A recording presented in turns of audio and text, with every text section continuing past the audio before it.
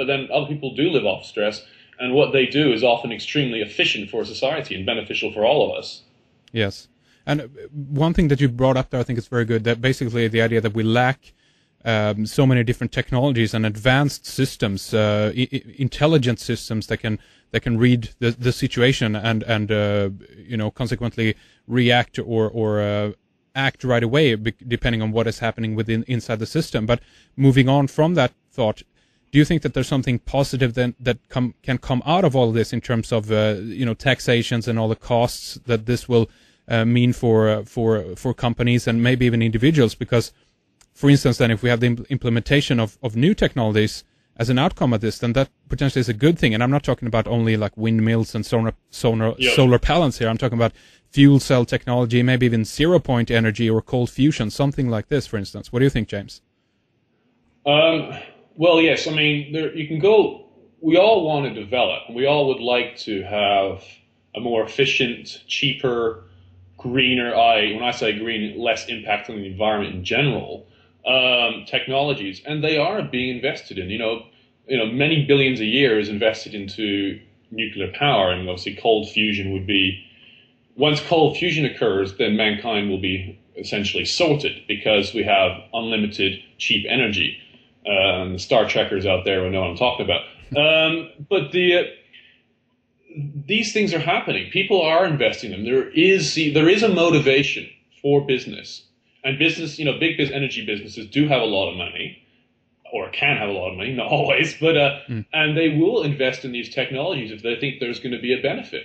On top of the fact that the governments can still give funding to physics projects that are involved in nuclear fusion and all that. So there is some government intervention and aiding in the process.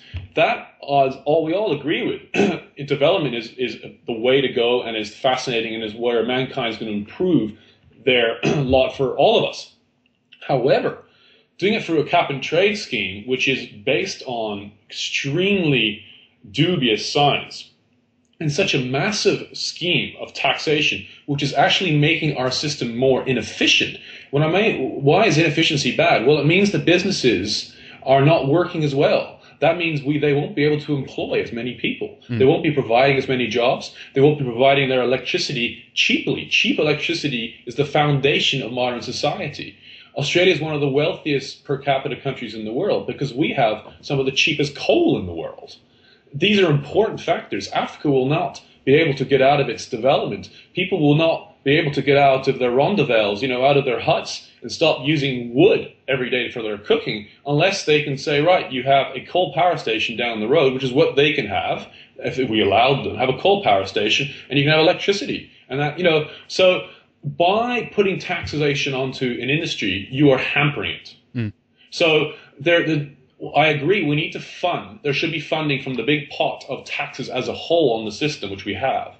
There should be, and when companies do well, by the way, they pay corporate tax.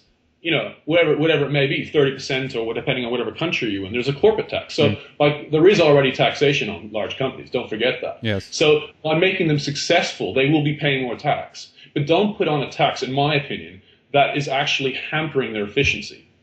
You're actually shooting yourself in the foot. Yeah. Exactly. And you see, here is where the other conspiratorial point of view comes in then, that some people will claim that this actually is the plan. It's not just stupidity in terms of inefficiency and actually, strangling things, but when they think that they're doing something good and so forth, but it actually is part of the plan. What can you say about that? Well, yes, that really does come to a very controversial argument. Does this extreme left side of the politics? By the way, I'm not left or right. I'm happy to be talking against the left all the time, but that's just the way, the nature of the conversation. Right. I just sit wherever I feel the right opinion is on a point is a particular situation. But in this, the extreme left view is that really there should be a one world government, and that perhaps even more extreme that industry as a whole, modernization is a bad thing.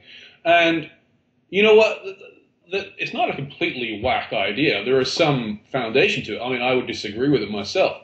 I do think there is one problem with our society, and I've said it to my friends over the years, which is the lack of tribalism.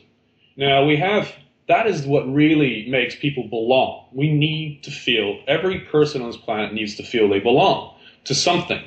And in modern society, we are this big, amorphous blob of millions of people in a city. And in many ways, we're individuals. Now, we have our immediate family, and we have maybe our job or our school, and we may play sports. So there is some sort of tribes there. So there is some mechanisms where we are a community.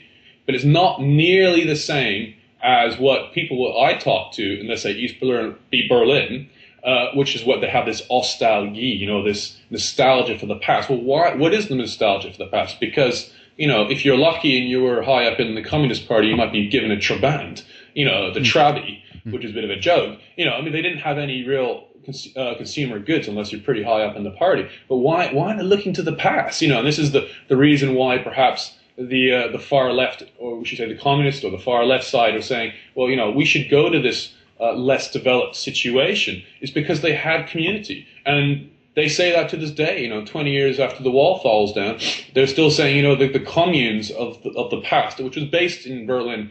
Like, they have in Berlin these terrace housing everywhere, 5-story high terrace housing. They have these quadrangles.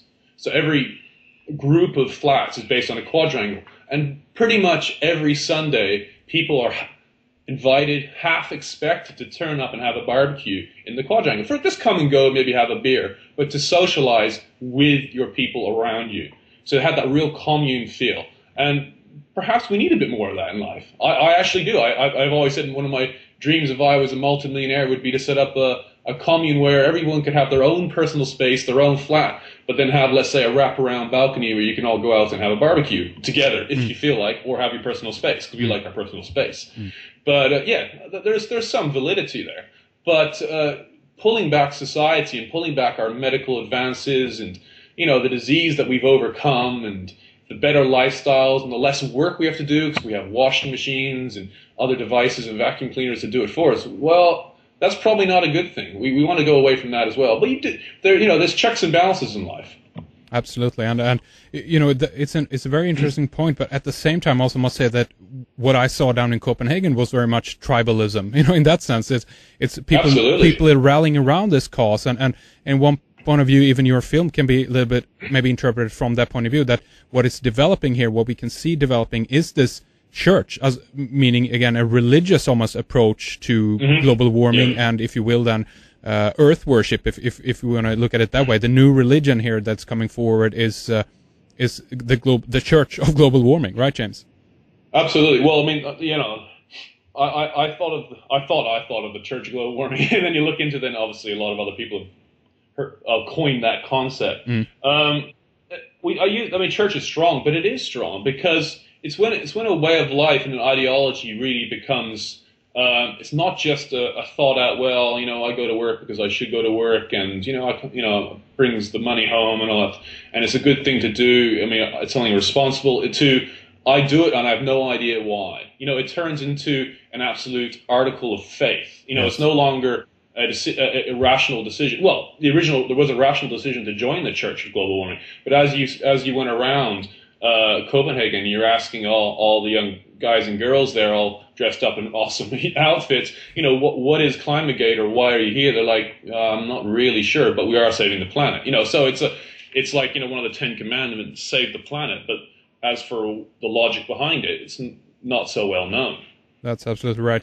James, I want to round things up here for the first segment and continue talking more with you here in our second one, specifically going into some of the details about ClimateGate and what you see, where you see things are going in terms of this. There's so much more to talk about, but please mention your website again then for us, the title of your film, and again, as I mentioned at the beginning of the program, people can go there, check it out for free, of course. It's linked up on your website. Very good. Well, yeah, thank you, Henrik. It's my website, which I was very lucky to get at this late stage of the game, was climatereview.net. The movie's called The Church of Global Warming, and you can see that on YouTube on my channel, or download the whole movie from my website. So, yeah, hope you enjoy it. Absolutely. Very good. Stay with us, James. Again, the website is climatereview.net, and we'll be back with more after this break.